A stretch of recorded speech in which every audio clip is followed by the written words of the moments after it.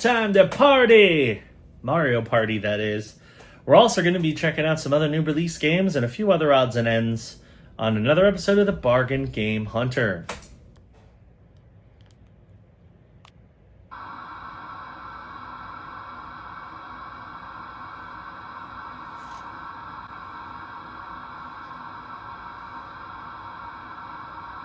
We are in the middle of October, which means it is just big game after big game release period.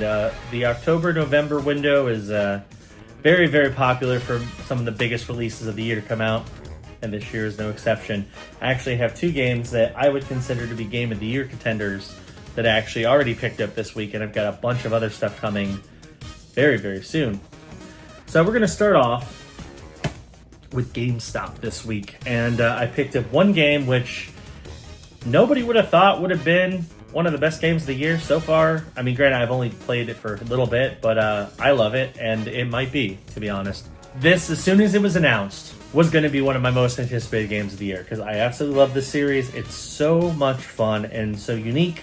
Nobody's been able to come close to replicating its formula, well, at least, and I'm just stoked to play more of it, and that is Super Mario Party Jamboree on the Switch. Yes, it's already open because I played it immediately. I played one map last night and it was great. Very different from the other ones. It has some really nice tweaks. It's fun. Highly recommend it if you haven't played it already. If you're a Mario Party fan, you need to play this one. It's awesome. So, while I was at GameStop though, of course, I had to look at the retro games because that's what you do whenever you go to GameStop. And they had a couple decent ones. One I intended to pick up a long time ago, and something happened that I didn't get it. I think it was an EU or a UAE copy, but this is a US ESRB copy, so I definitely have it now, which is great. And I saw this, and I'm like, well, yeah, I want to grab that, especially because it's in complete condition.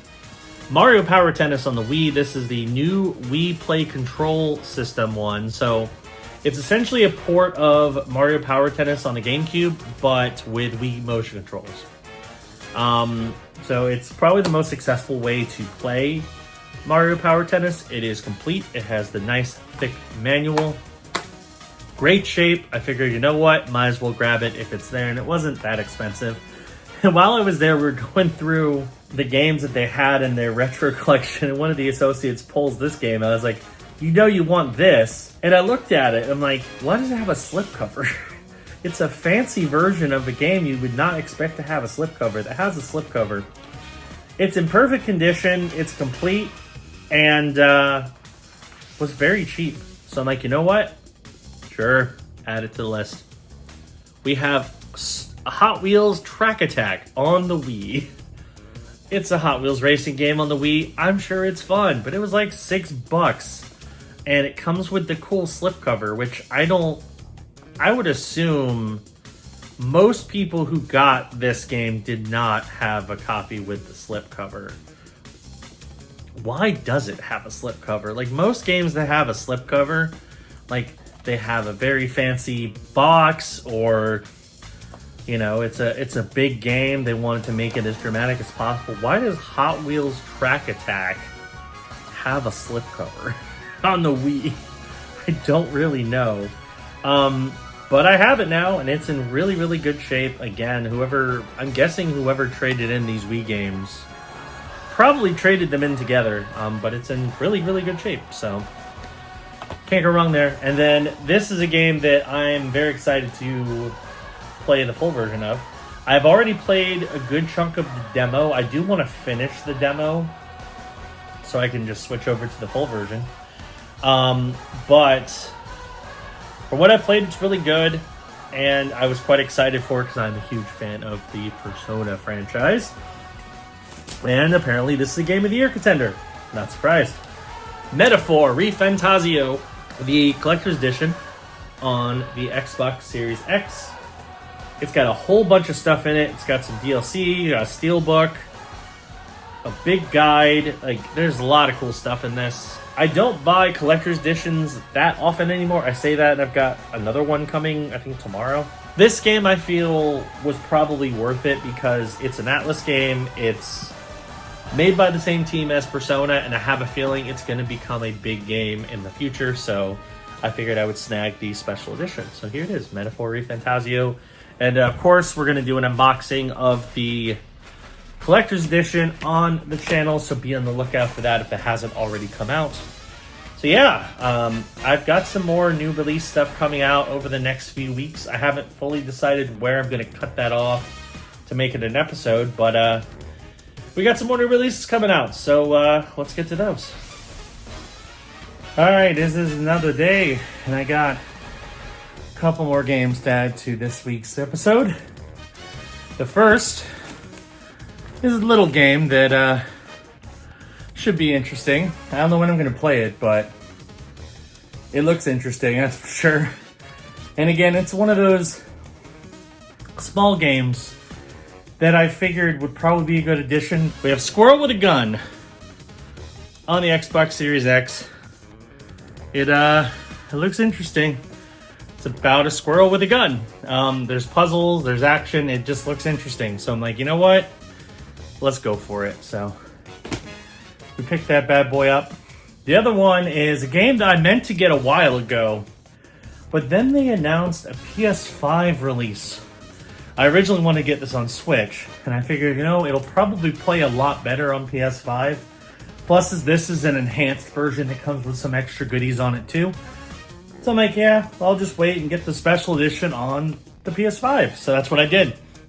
We have Master Detective Archives Rain Code Plus on the PS5. This was a game that came out last year on the Switch. And then now Spike Chunsoft has brought it to the PlayStation 5. Here's the collector's edition. I'm going to unbox that on the channel as well. So be on the lookout for another cool special edition unboxing. But yeah, 2 more games to add to the pile. Pretty exciting stuff. Alright, it's time for the final recap as well as the last couple pickups I have for this week's episode. And it was a pretty action-packed one, full of lots of new release games that came out recently. And we're going to round off with 3 more. Now, fun fact about at least 2 of the 3 of these, maybe all 3. These were all games that have been out for a little bit digitally, but they were digital-only releases until recently when they got a physical release. So if you're wondering why I haven't gotten these games until now, that's why. So we're going to start off with a game that I intentionally waited for because I did not give up hope that they would release a physical version, and I was correct to wait. We have Alan Wake 2 on the Xbox Series X. I've heard really good things about Alan Wake 2. I've heard it's fantastic. Maybe one point I'll play the first one for Let's Play Spooky Games or Halloween or I don't know, whatever. But I've heard this game is really, really good. I was hopeful that they would release a physical copy. They ended up doing it. However, it's not cheap. Epic and I think Limited Run released it.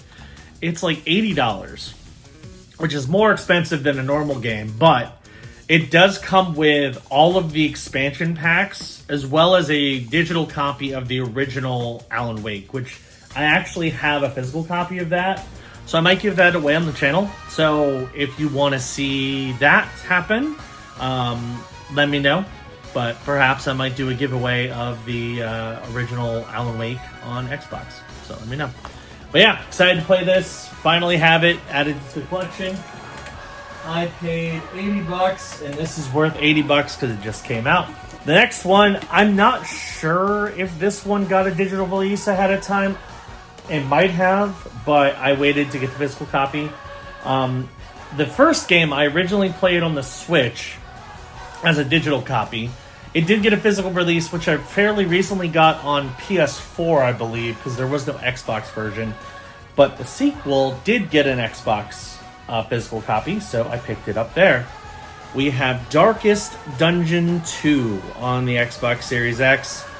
Now, if you don't know, this is a dungeon crawler game that involves like your characters descending into this deep dungeon, and the further you go, they can go mad, and it's a really interesting game. It's been a little while since I played it, so I'm probably going to have to get myself reacquainted with Darkest Dungeon. But it's got a really cool art style. It's really well done. And I really liked what I played of the first one, so I'm excited to add this one to my collection and check it out on Xbox. And who knows, maybe I'll do that for a video too, depending on how things go. That one I paid $40 for, and it's worth $40 because, again, new release. Now, this one has an interesting story. So, I already have this game digitally. You all will know that if you've been watching the channel for a while, because I did a whole series on this game. So I'm sure you're probably wondering, why did you get a physical copy? Well, for two reasons. First, I like having physical copies of games whenever possible. Second of all, I played the game on Xbox, and this is a Switch copy physically. And it gives me the ability to support the developer, which I really did want to do because I really like this game a lot. I also have a fun story about it, though. So we have the Stanley Parable Ultra Deluxe on the Switch. Yes, I've already done a complete series on this, but I got the Switch copy because I figured, well, I've already got a digital copy on the Xbox, so if I want to play it for stream, which I did already, I could do it there. But the Switch copy, I figure if I ever want to play it on the go, this would be kind of a fun game to play on the Switch, so I grabbed the Switch copy. The fun story about it is, it was supposed to come out last week. It didn't come until today, like 3 or 4 days later. And what's interesting is it went on sale before it shipped to me. Now, I had this game pre-ordered on Amazon. And what's great is Amazon has a policy where if a game goes on sale for a lower price before you receive your ordered copy, they will match that price. So this game was supposed to come out for $30 physically. I got it for $20 because it went on sale briefly for $20 on Amazon. So I paid $20 and it's worth $30 because it just came out. But it's interesting that I actually got a brand new game that literally just came out on sale because it went on sale for like a day. It was interesting. But anyway, let's get to the rest of the stuff that you've already seen. We're going to start off with Metaphor Refantasio on the Xbox. This is the steelbook that comes with the collector's edition. I've already done the unboxing for the collector's edition, so if you have not checked that out, I highly recommend it. This game is great. I've very much enjoyed what I played of it so far. It's funny because I actually haven't played the full version yet. I've only played the demo because there is a demo of Metaphor on Xbox and PlayStation, and all of your progress will continue over to the full version. So since I had that installed, I'm like, well, let me just finish the demo, and then once I finish the demo, I'll switch over to the actual full game. And I've had a great time with the demo. Corey and I were playing it the other day. It was really fun. It's got a really good story. It plays very similarly to Persona. So if you like Persona, you'll probably like Metaphor. I definitely want to dive deeper into it because I have a feeling it's probably going to be in the Game of the Year contention. So this was the collector's edition, so I paid $150. It's worth $150 because it just came out. And for those who hadn't seen it, here's the regular case as well. I'll put this on a display somewhere. I'm not sure where. And yes, of course, I already did an unboxing. I think I mentioned that already, but check that out elsewhere on the channel if you want to see me unbox the $150 collector's edition. Next, we have Squirrel with a Gun on the Xbox Series X. This is a fun little game that I've heard good things about. Apparently, it's really short, but it's cheap. It looks fun, and I have a hunch this might be one of those hard-to-find games in the future. Anytime you find, like, a indie-ish title, especially on a console like Xbox, I have a feeling it will probably become harder and harder to get. One of the cases in point, and I'm glad I picked this up, apparently Trepang 2 is becoming hard to find, so I'm glad I snagged that brand new when it came out, and I'm glad I snagged Squirrel with a Gun. Paid $30, it's worth $30. Next, we have another collector's edition that I'm excited to play, and that is Master Detective Archives Rain Code Plus on the PS5. Here is the steelbook. Looks cool. I did an unboxing for this one as well on the channel, so check that out. Here's the regular PS5 case. I decided to keep both Metaphor and Raincoat in their steelbook cases, because I do like steelbook cases. I know some people have a thing with uniformity, but I'm like, I'll put them in the steelbooks and I'll keep those as display pieces. So that one I paid $100 for, and it's worth $100 because it just came out and it's a brand new physical release. Next up, a game that I did play a little bit. I want to play more of it because it's really good. People might laugh when I show you at the end of the year that this is a Game of the Year contender. It is. We have Super Mario Party Jamboree on the Switch. I would say it's probably one of the best Mario Parties, if not the best Mario Party. It's really good. I've only played 2 rounds of it on the same map. I want to try the other maps, and I did start the single player campaign for it. It's phenomenal. If you enjoy Mario Party, you will love this game. It is very, very good. I only paid $30 because I had some trading credit, and it's worth full $60 because it just came out. And then we have our only games that were not new releases that I picked up from GameStop when I got Mario Party. The first is Mario Power Tennis on the Wii, the new play control version. It's complete. It's in really good shape. I figured this was worth a snag. And it's funny because I'm pretty sure I ordered this and got the wrong game at one point. I think I got the EU version, which the Wii is not region free, if you didn't know that, so I couldn't play it. But now I have the ESRB version, so I can play this one on my Wii and Wii U. I paid $24. This one's worth $10, so a little bit of a loss there, but it's still a good game, and I'm glad to add it to the collection. And then the other one here is Hot Wheels Track Attack on the Wii. This one was a throw-in because the GameStop employee was like, hey, do you want this? It has a cool slipcover, and it's in beautiful condition. I'm like, yeah, sure, throw it in there. It's a Hot Wheels racing game on the Wii. I'm sure it's fun enough. I paid like $6 for this, and it's worth $7, so I gained $1. So, but anyway, that's going to do it for this episode of the Bargain Game Hunter. Thank you for watching. Hope you enjoyed it. We're not quite done with new releases. There's still some new stuff coming out over the next few weeks. That should be in the next episode, if not next week, maybe the week after. Depends on how quickly I can get that stuff to come in. But yeah, some more stuff. If you haven't been checking them out, we have started ramping up our gameplay series again on this channel. I've got a playthrough of the Until Dawn remake that should still be going on by the time you see this video. We're continuing our WWE My GM series. I filmed a whole season of that, still haven't finished releasing it. And then we're also going to, if we haven't already started it, we're probably going to be starting a playthrough session of Call of Duty Black Ops 6 because it's on Game Pass. So that's exciting, so look for that as well. But yeah, lots of great games to play right now. It's a good time. So that's going to do it. Thanks for watching. See you on the next episode of The Bargain Game Hunter. Bye-bye.